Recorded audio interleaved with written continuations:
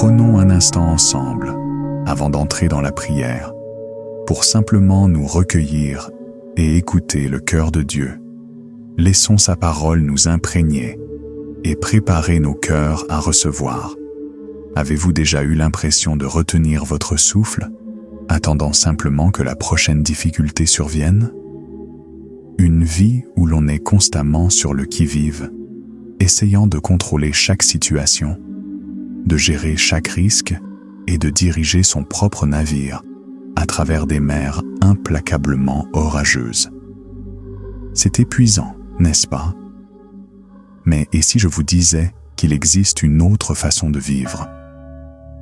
Imaginez une vie où chaque revers est en réalité une préparation à un retour en force divin, où vos plus grandes épreuves deviennent vos triomphes les plus profonds, et où chaque chagrin n'est pas une brisure de votre cœur, mais un éveil de celui-ci. Lorsque nous apprenons à abandonner nos vies, nos décisions, nos plus profondes inquiétudes, au Créateur suprême, nous n'abandonnons pas, nous progressons. Nous accédons à un point de vue plus élevé, qui offre une perspective d'espoir illimitée et de paix éternelle. Aujourd'hui, nous allons marcher ensemble sur un chemin divin, un chemin qui traverse le désert de la vie. Ce chemin ne promet pas la facilité, mais il promet la grâce. Il n'offre pas de raccourci, mais il offre un sens profond et épanouissant pour l'âme. Nous allons également nous unir dans une prière puissante, alors je vous invite à rester avec moi jusqu'à la fin et à ouvrir votre cœur pour recevoir les bénédictions qui vous attendent. Si souvent, nous nous efforçons d'être les architectes de notre propre destin. Nous vivons sous l'illusion que notre ingéniosité humaine, notre travail acharné, notre intelligence seule sont le fondement de notre succès et de notre bonheur. Cette mentalité n'est pas nouvelle, c'est une lutte ancestrale. Elle remonte aux origines, à l'époque d'Adam et Ève, dans le jardin d'Éden. Ils ont succombé à ce mensonge insidieux, au murmure qu'ils pouvaient devenir comme Dieu, qu'ils pouvaient gérer la connaissance du bien et du mal selon leurs propres termes. L'arbre de la connaissance était là, à portée de main. Mais l'arbre de vie l'était aussi, représentant la volonté parfaite de Dieu, sa providence sans faille, sa guidance aimante. Ils ont choisi. Et chaque jour, de grandes et de petites manières, nous choisissons. Et ainsi, le cycle des efforts, du contrôle et, finalement, de la chute se poursuit. Considérez l'histoire du roi Salomon. Voici un homme doté par Dieu d'une sagesse inégalée, de richesses inimaginables et d'une gloire sans précédent. Il possédait tout ce qu'un cœur humain pouvait désirer. Et pourtant, après avoir tout vécu, Salomon, dans toute sa sagesse divine, parvint à une conclusion surprenante. Il contempla toutes ses réalisations, tous ses efforts, et déclara que tout n'était que vanité, comme courir après le vent. Pourquoi? Parce que même en construisant un temple magnifique, une demeure physique pour le Tout-Puissant, il reconnut que ses propres mains ne pouvaient engendrer ni joie durable, ni paix véritable, ni justice authentique. La conclusion de Salomon n'était pas une invitation au pessimisme. C'était un appel clair et retentissant à faire la seule chose qu'il avait finalement comprise comme essentielle. Remettre tout, nos rêves, nos problèmes, nos plus hautes aspirations, entre les mains aimantes et capables de Dieu. Lorsque nous essayons de naviguer seuls sur les eaux tumultueuses de la vie, nous sommes comme l'apôtre Pierre sur la mer de Galilée. Il était plein d'enthousiasme au début, sortant de la barque avec foi, marchant sur l'eau vers Jésus. Mais dès qu'il détourna les yeux de son Sauveur et regarda le vent et les vagues, les circonstances, les problèmes, les impossibilités, il commença à couler. Il était terrifié car il réalisa qu'il ne pouvait pas contrôler la tempête qui l'entourait. C'est notre cas. nous nous lançons avec foi dans un nouveau projet, dans une nouvelle relation. Mais dès que nous nous concentrons sur le risque d'échec, les incertitudes, les angoisses, nous commençons à sombrer. L'apôtre Paul nous a révélé le secret lorsqu'il a dit « Je peux tout faire par le Christ qui me fortifie ». Remarquez ce qu'il n'a pas dit. Il n'a pas dit « Je peux tout faire ». La force, la capacité, la sagesse nécessaires pour naviguer dans les complexités de la vie ne viennent pas de notre propre pouvoir, mais du fait de nous abandonner à la volonté de Dieu.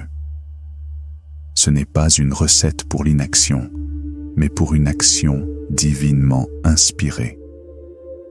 En demeurant en lui, comme une branche accrochée à la vigne, nous commençons à porter des fruits que nous ne pourrions jamais produire par nous-mêmes, des fruits de paix, de joie, de patience et d'amour. Des fruits qui sont insensibles aux saisons changeantes, souvent difficiles, de ce monde. Pensez à la belle analogie du potier et de l'argile. Le prophète Isaïe a déclaré « Mais maintenant, ô Éternel, tu es notre Père. Nous sommes l'argile, et tu es notre potier. Nous sommes tout l'œuvre de ta main. » Lorsqu'un morceau d'argile sur le tour du potier essaie de résister, de suivre sa propre voie, de prendre sa propre forme, le résultat est un pot déformé, déséquilibré et inutile, s'il parvient même à prendre forme. Mais lorsque ce même morceau d'argile cède, lorsqu'il s'adoucit et se laisse centrer et modeler par les mains habiles du potier, il peut devenir un vase d'honneur, une belle pièce digne d'être utilisée par le maître. Nous sommes cette argile. Mais comment ? Comment passer concrètement de la connaissance intellectuelle de cela à la vivre dans nos cœurs ? Comment remettre véritablement tout entre les mains de Dieu ? La première étape est l'acte sacré de la prière. La Bible nous dit dans l'Épître aux Philippiens « Ne vous inquiétez de rien, mais en toute chose, par la prière et la supplication, avec des actions de grâce, faites connaître vos demandes à Dieu. Et la paix de Dieu, qui surpasse toute intelligence, gardera vos cœurs et vos pensées en Jésus-Christ. » La prière est le canal par lequel un échange divin se produit. Nous lui confions nos soucis et il nous donne sa paix. Nous lui offrons nos efforts frénétiques et maladroits et il nous offre sa grâce illimitée. Il s'agit de prendre cette inquiétude précise, cette facture médicale sur la table, cette conversation difficile que vous devez avoir et de la remettre consciemment entre ses mains, puis de respirer la paix qui en découle, non pas parce que le problème est résolu, mais parce que celui qui résout les problèmes est aux commandes. Deuxièmement, nous devons nous imprégner quotidiennement de la parole de Dieu. Le psalmiste affirme « Ta parole est une lampe à mes pieds et une lumière sur mon sentier. » Dans un monde obscurci par la confusion, sa parole illumine le prochain pas. Elle ne nous révèle pas toujours le plan complet pour les 10 prochaines années, mais elle nous donne juste assez de lumière pour le pas qui se trouve devant nous, éclaircissant notre vision et apaisant nos craintes. Permettez-moi de vous raconter une histoire inspirante. Il était une fois, dans une ville animée, un homme nommé Monsieur Bennett. C'était un homme très ambitieux, dont les yeux brillaient comme des étoiles lointaines lorsqu'il parlait de ses rêves de réussite. Mais aussi ambitieux qu'il fût, Monsieur Bennett était aussi profondément et constamment frustré. Malgré tous ses efforts, malgré l'ingéniosité de ses plans, il se heurtait sans cesse à des murs invisibles et à des obstacles imprévus. « Je changerai mon destin de mes propres mains », déclara M. Bennett un matin, fixant son reflet fatigué dans le miroir. Il se plongea dans son travail avec une ferveur renouvelée, cherchant toujours des moyens d'améliorer sa vie. Il lança une entreprise qu'il avait planifiée pendant des années.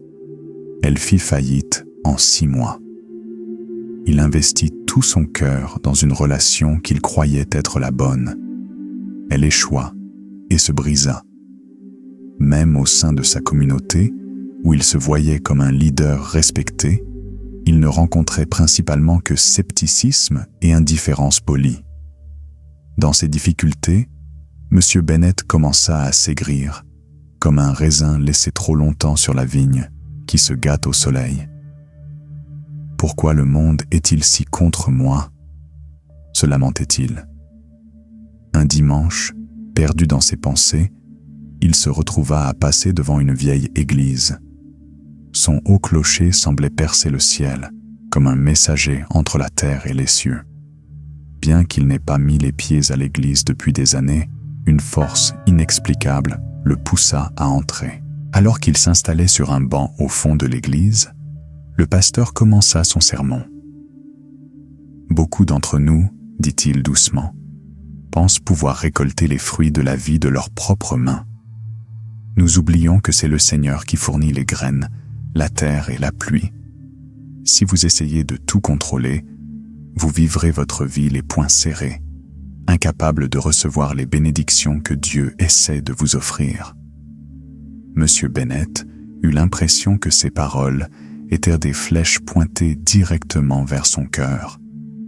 Il pensa à toutes ses luttes, à sa quête incessante et acharnée d'une vie menée selon ses propres termes. Après l'office, il s'approcha du pasteur. « Votre sermon m'a beaucoup touché, mais je ne sais pas comment lâcher prise. Comment puis-je réellement tout remettre entre les mains de Dieu ?» Le pasteur sourit d'un sourire chaleureux et compréhensif. « Mon fils, dit-il, Dieu est le potier et nous sommes l'argile. Imaginez votre vie comme un fleuve. Lorsque vous essayez de l'endiguer avec vos propres ambitions, vos frustrations et vos projets, vous entravez son cours naturel et puissant. Mais si vous supprimez le barrage, si vous lâchez prise et laissez Dieu guider le courant, le fleuve trouvera toujours son chemin vers la mer. » Cette rencontre transforma M. Bennett. Il commença à percevoir la profonde sagesse de confier ses fardeaux à Dieu. Il commença à comprendre que son rôle n'était pas d'être l'orchestrateur frénétique de son propre destin, mais d'être un instrument docile de la volonté divine. Lentement, miraculeusement, les choses commencèrent à changer. Il commença à remarquer de petites opportunités qu'il avait auparavant négligées dans sa précipitation. Des inconnus lui offrirent de l'aide de façon inattendue. Des portes dont il ignorait même l'existence commencèrent à s'ouvrir. Ses relations s'approfondirent, non pas parce qu'il essayait de les contrôler, mais parce qu'il les nourrissait simplement à la douce lumière de l'amour de Dieu. Et en lâchant prise, il trouva la paix. La frustration constante et lancinante disparut, remplacée par un sentiment de sérénité et de détermination tranquille. Il était comme un arbre planté au bord de l'eau, florissant non pas grâce à ses propres efforts limités, mais parce qu'il était enfin nourri par les eaux éternelles. Au fil des ans, M. Bennett devint un modèle de force tranquille au sein de sa communauté. Les mêmes personnes qui avaient autrefois douté de lui recherchaient maintenant ses conseils. Et chaque fois qu'on lui demandait le secret de sa sérénité et de sa réussite, il répondait simplement « J'ai longtemps cru pouvoir sculpter mon destin de mes propres mains, mais j'utilisais les mauvais outils. Ce n'est que lorsque j'ai remis mon ciseau et mon maillet entre les mains de Dieu que ma vie a trouvé sa véritable et magnifique forme. » M. Bennett a vécu le reste de ses jours comme un témoignage vivant du pouvoir de l'abandon à la volonté divine. Il a montré à tous ceux qu'il rencontrait que lorsque l'on remet tout entre les mains de Dieu, on commence à voir la main de Dieu en toutes choses. Alors, mon cher ami, rappelez-vous que la foi est la clé qui ouvre ces possibilités divines. L'Écriture nous le rappelle. Et sans la foi, il est impossible de plaire à Dieu, car quiconque vient à lui doit croire qu'il existe et qu'il récompense ceux qui le recherchent sincèrement. Ne tenons pas les rênes de notre vie si étroitement que nous ne laissons aucune place aux mains divines qui ont façonné l'univers tout entier, mais qui sont pourtant suffisamment intimes pour compter jusqu'aux cheveux de nos têtes. Laissez tout entre les mains de Dieu et observez, mon cher ami, que vous commencez à voir sa bonté, sa grâce et son amour en tout. Maintenant, prions ensemble.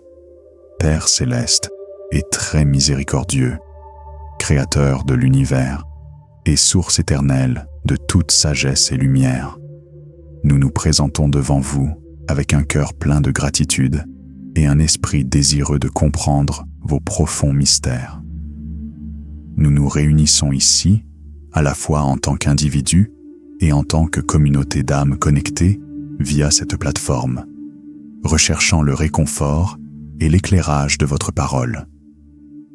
Nous commençons par reconnaître que notre compréhension est limitée et que nos perspectives sont souvent obscurcies par les fardeaux de ce monde.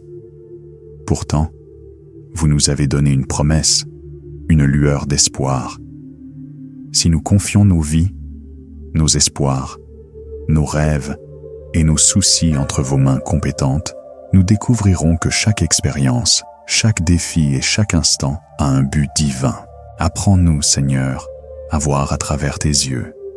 Que nos cœurs soient remplis du genre de foi qui transcende nos troubles terrestres, qui dépasse les horizons visibles et plonge profondément dans la tapisserie de votre grand dessein. Que notre confiance en toi soit la boussole qui nous guide pour voir le bien dans chaque circonstance, pour trouver la leçon dans chaque épreuve et pour reconnaître la bénédiction dans chaque revers.